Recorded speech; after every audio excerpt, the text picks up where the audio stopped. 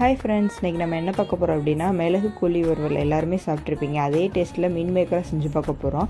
அதுக்கு ஒரு கடாயை எடுத்து வச்சு அதில் ஆயில் ஊற்றி அதுக்கப்புறம் சோம்பு, சின்ன சைஸ் பட்டை, ஒரு பெரிய வெங்காயத்தை பொடி பொடியாக கட் பண்ணி அதையும் சேர்த்து ஆட் பண்ணிக்கோங்க. அப்புறம் இஞ்சி, பூண்டு, மிளகு, சீரகம், சோம்பு, பட்டை மிளகாய் இதெல்லாம் குறைன்னு அரைச்சி அதையும் எடுத்து நம்ம இந்த வெங்காயத்தோடு கொட்டி நல்லா வதக்கிக்கிறோம். இதோட ராஸ்மெல் நல்லா போயிடணும். சின்ன சைஸ் தக்காளியை பொடி பொடியாக கட் பண்ணி அதையும் சேர்த்து ஆட் பண்ணிக்கிறோம். ஆட் பண்ணி நல்லா வதக்கிக்கிறணும்.